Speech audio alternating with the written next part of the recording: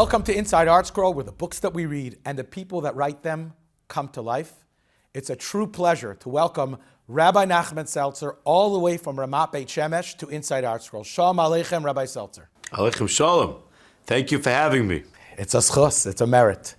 Rabbi Seltzer, we're here to discuss a book which I think is going to become probably your best-selling book ever. The book Miracles, Missiles, and Mesiras Nefesh. A deep dive into the world post-October 7th. And before we begin, I want to ask you a personal question. Rabbi Seltzer, you have written novels, fiction, biographies. 30, 40 books, I'm assuming maybe even more. More? This book will be I think it's number 54. Unbelievable. That's crazy. 3 times high. But I don't think that I ever knew Nachman Seltzer as a journalist. As an author, as a prolific author, as a fascinating author, I read this book and it was a masterpiece of journalism. Do you view the book as journalism or as telling the story? How did you approach it? I don't know if you saw the cover yet, but the book is, in essence, it's a little bit of a collaboration because I spoke to Rabbi Seltzer, who's one of the oldest military journalists in Eretz Yisrael. He was already a military journalist from the time of Levi Eshkol. And anytime I need to get the background story of any interesting event, he's my go-to person. So it is a form of journalism. Combine that with incredible stories of Mesiras Nefesh, combine that with incredible stories of miracles, and you get Miracles, Missiles, and Mesiras Nefesh. So yes, there's definitely a big element where I wanted to go behind the scenes, and because, I'll tell you what happened. To me, I'm like, the year was a very challenging year. And the beginning of the year, it just seemed like it's getting worse and worse.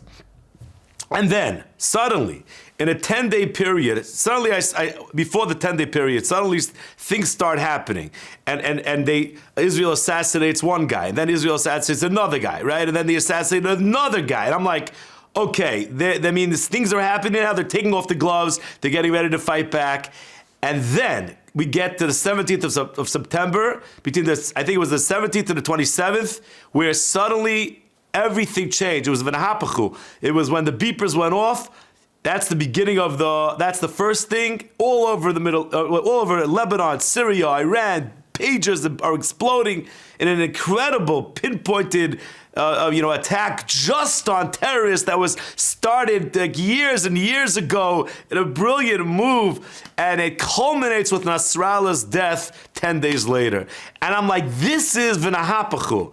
And that's the story. Originally, I wanted to call the book 10 Days, because I wanted to tell the story of the 10 days between the beepers, but I realized I couldn't just focus on 10 days. I had to tell the story of the year and show the progress, the trajectory of what happened, because it was like a buildup of incredible miracles. So while it was a very hard year and there was a lot of sadness and a lot of pain and a lot of challenges, at the same time, HaKadosh Baruch Hu showed us incredible miracles and more miracles, because we started off the year with what they call the ring of fire around Eretz Yisrael. Hezbollah with 250,000 missiles, Hamas with hundreds of thousands of missiles, Iran with countless missiles, Syria with countless missiles, and Baruch Hashem, at this point, that ring of fire is no longer what it was, even 4 months ago, and it's all miracles. So my goal with the book was to show everyone that look at the miracles that Kadosh Baruch Hu did for Klal Yisrael. October 7th was really such a terrible thing, but that led to an outcome that changed the whole Middle East. Fascinating. When I read through the book, I felt like I was on an emotional journey.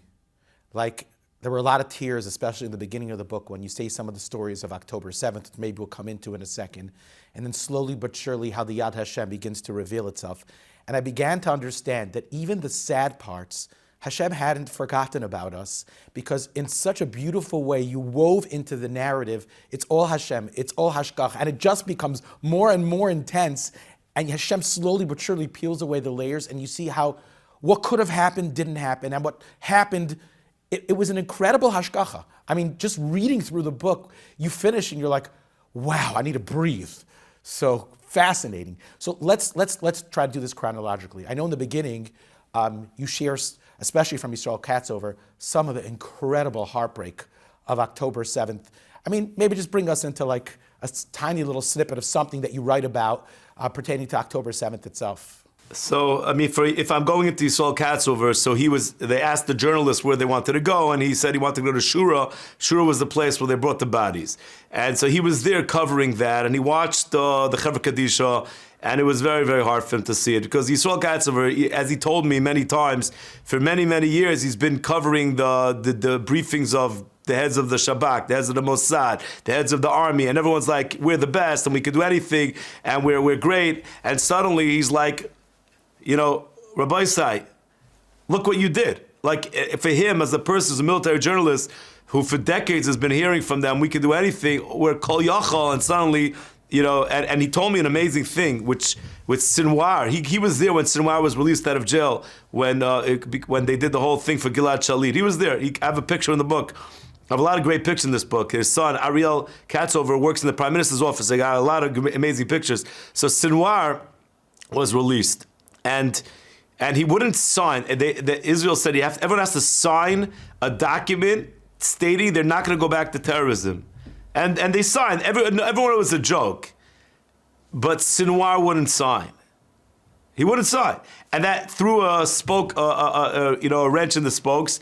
And they stopped giving him back that day to try to figure out what to do. And in the end, they let him go without signing. And because they said, what difference does it really make if he signs or not? Because anyways, if he wants to go back to terrorism, we'll go back to terrorism. And he became a hero on the Palestinian street as the man who stood up to Israel and didn't sign. And that guy became the hero. He was the mastermind of October 7th. And I'll tell you one thing to me that was unbelievable. They were sitting together. They have all the records of these meetings, him and his top guys. And he's with them, and he's like, we're gonna go through the fence. And they're like, how do we go through the fence? The fence is $1 billion fence. How are we gonna break through the fence? He's like, we're gonna break through the fence. It's not a big deal. I already built a mock-up of the fence, and I used a bulldozer to crash through it, and it's nothing. 5 minutes, and we're through. That's how this guy he would listen. HaKadosh Baruch he wasn't a stupid person. He was a smart person, and he used his brains for evil. And to me, that was like a crazy thing. So Katzer was like, he can't believe it, and he's sure, and he's watching the most heartbreaking thing, because he said one of the things was Hamas. They worked so hard to make sure that you couldn't identify the bodies. They worked in such a terrible way that no one ever did this before. No one ever went out of their way to try to make sure that no one should be able to identify bodies. And that's what happened. He said when he came to Shura, he was hearing clapping, he was hearing banging, and he didn't understand what it was. And eventually he figured out it was the sound of soldiers building coffins. Just hundreds and hundreds of coffins. We can't say it was a heartbreaking for him on many, many levels. But, he's seen a lot, and he's a stoic and a person who's able to, to go through everything, but it was a very, very hard thing for him. Rabbi Nachman, the culture on the street in Israel around the period of October 7th was very splintered. There was great disparity between the different communities. As somebody who lived in Eretz Yisrael, someone who has his finger on the pulse, did that change post-October 7th? And for the follow-up question is, today, a year and a half after, 500-something days later, is the Achdus still there if it was? And what do you feel personally? I feel that before October 7th, I think for the first time in my life, I really felt there was a chance of a civil war in Israel. And it was only the fact that Hamas attacked us that put Humpty Dumpty back together again. Nothing else could have put Humpty Dumpty back together then, if not only Hamas, only a war. Because brothers, Achim Beneshek, these guys, I met one of these guys. He was I took my family on a boat ride in Herzliya, and the skipper was an older guy who told me he goes to these protests. Achim Beneshek. I told him, I want to tell you something, buddy. I'm not really afraid of anything in the country, really, but the one thing that scares me are you. You people scare me, because you guys will burn down the country to try to save it. You scare me. And you know what? That is not, it's not the way it was. Baruch Hashem, everyone understands most people, I say everyone, but the majority of people are not where they were before. It's a different situation. There's a lot more support for Bibi Netanyahu, but I think a lot of people understand that the only way we could survive in this neighborhood is if we're together. And a lot of fault came from the left media and from the people who are people on the radio, television, constantly bombarding people with the message of just making that rift greater.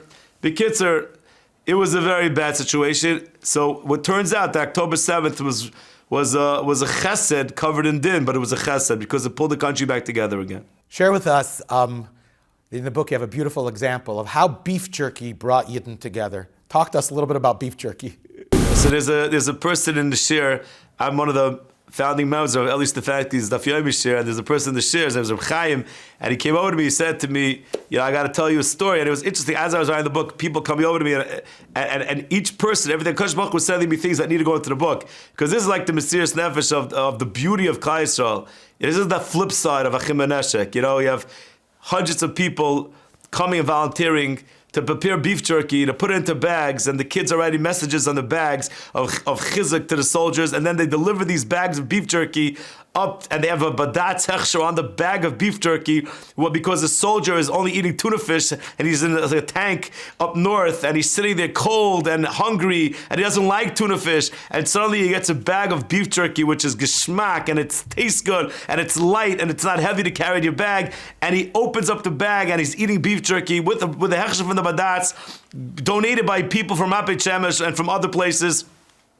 And there's a message from a kid on the bag that says, thank you for what you're doing. You're saving us. Keep up the good work. And so many of these people called up Reb Chaim afterwards and were like, thank you so much for what you did because you really gave us chizuk. I was at a point where I was like, I can't do this anymore. I'm away from my family for half a year. I can't do this anymore. And suddenly I open up this bag in my bottom of my bag and I find this little bag of beef jerky and I see the message from a kid and I realize why I'm doing this. And so thousands and tens of thousands of bags of beef jerky given out to soldiers all over the country to give them the protein they need to do the job they need to do. And it's a beautiful thing. And I said, I really want to include that chapter in the book because it's the flip side. It's the flip side of the evil. It's the good, the chesed, the beauty. You spoke about Rachman Bedin, like a strict justice cloaked in mercy.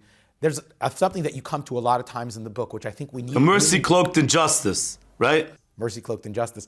And you mentioned this multiple times, and that is that October 7th could have been a million times worse. And that is because it could have been a war on multiple fronts.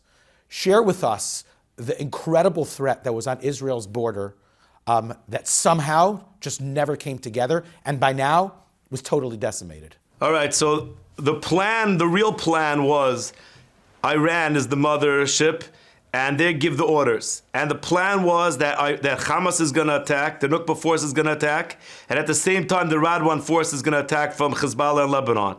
And they're going to all start shooting missiles, and they're going to break the walls from the north and from the south at the same time. While that happens, the Israeli Arabs are going to rise up from Jenin, Tulkarem, Shechem, Ramallah, rise up and start fighting the troops inside Israel. At the same time, the Houthim from Yemen are going to start shooting missiles. They're going to start shooting missiles from Iran and from Iraq, all at the same time. If that would have happened, even if just Hezbollah would have attacked Israel that day and they were ready to go, they had the motorcycles, they had the weapons, they were just as well armed as the Hamas was. If just those two things would have happened and the army would have had to divide itself between those two fronts, they could have gotten all the way to Haifa. Who knows what would have happened? But Iran told Nasrallah not to do it. So you could say there's two ways to look at it. Maybe there's more ways than two ways, but look at it two ways. One way is Iran says, I don't want them to do it because I'm afraid. One way is Hashem says, no, I'm not letting them go in. Just like Hashem said to Hamas, you can go up to this point and no further. You could go to Tifrach, but you'll see the yeshiva, you'll see a fire in the yeshiva, and you're going to think it's a fire, but it's not a fire, you're not going to go in. You go to Ofakim, and on one road, you could go, and the other road you can't go, and the other road you can't go. So that's one way. You can go up to here and not one step further, even though there's no police on the roads. I don't let you go further. And so I don't let the Radwan force go in. That's one way.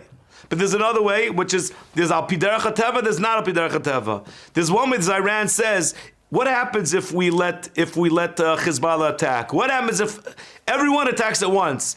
That's already a doomsday scenario. That's a scenario when Israel may have no choice but to send out the submarines with the nukes and to destroy Tehran and to destroy Iran. That's the other side. So Iran may have been thinking of that scenario when they didn't let Hezbollah attack on the day of October 7th. That could have been what they would think of. Maybe they were scared. It could be.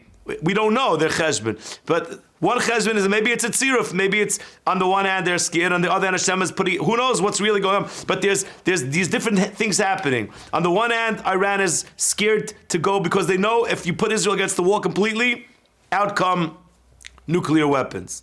And by the way, there's an interesting thing that this is just my take on it. But there was a Chaver Knesset who said who said they were interviewing him, and they said are nukes an option?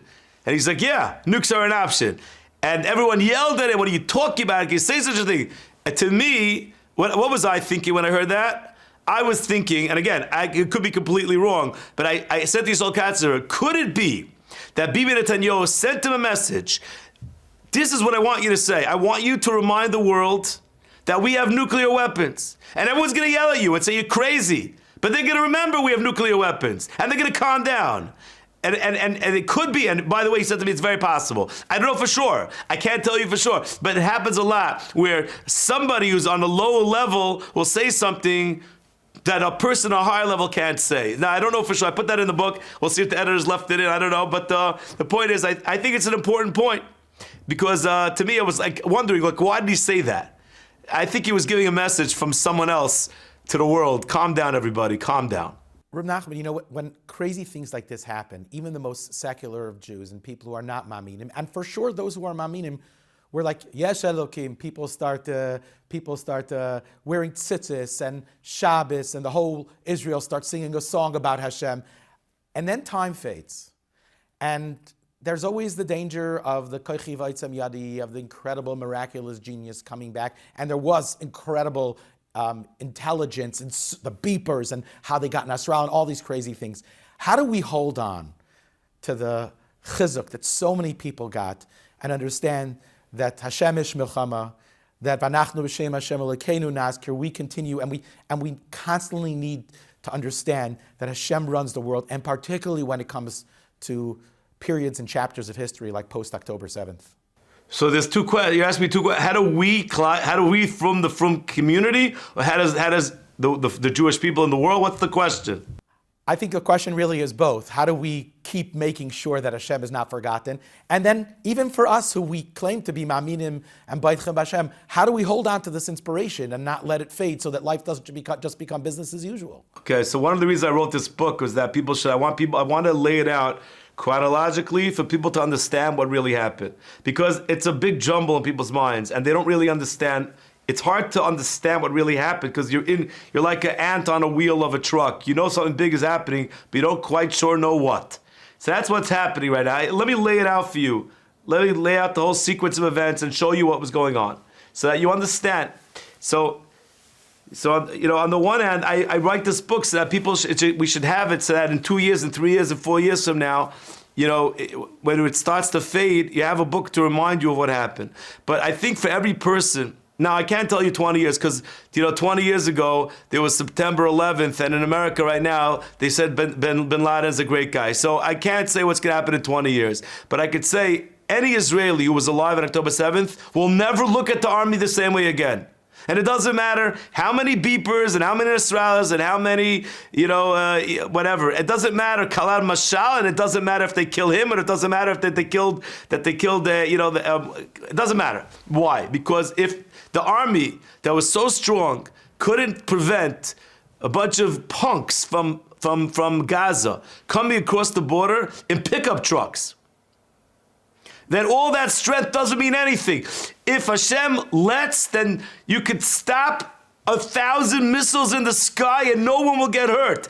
1,000 ballistic missiles could come flying at a country and no one will get hurt. We don't understand. It's like we're living in Atari. Remember Atari? We're living in a game. Remember going to the arcades, PJ's game room in Woodburn? We're living in an arcade. 1,000 missiles coming at you and no one gets hurt. You're on a porch looking at it. That's when Hashem is on your side. And when Hashem is not on your side, a bunch of punks on motorcycles could kill 1,500 people. I don't think anyone thinks that it's the army at this point. It's HaKadosh Baruch Hu. There's no question. It's only HaKadosh Baruch Hu. And if you want to know more about HaKadosh Baruch Hu's involvement, you should probably buy the book. You should read it. It's compelling. It's emotional. And I was thinking to myself, after the previous book that he wrote about October 7th, what else could he put in this book? It's a whole new world. It's brand new vistas. Thank you so much for sharing this gift with Klal Yisrael. Let's buy the book, and we should read it once a year, twice a year going forward, so that the chizuk and seeing hashgacha continues to be a part of our life. Rabbi Nachman Seltzer, thank you so much for yet another gift to Klal Yisrael. Thank you for having me. And I think in yeshivas they should start learning this as Musar Sefer. Musar Seder, you learn miracles, missiles, and Mesiras Nefesh. We'll translate it into Hebrew, and then maybe they'll do it. Yashar Kayach, thank you so much. It was a pleasure. Thank you.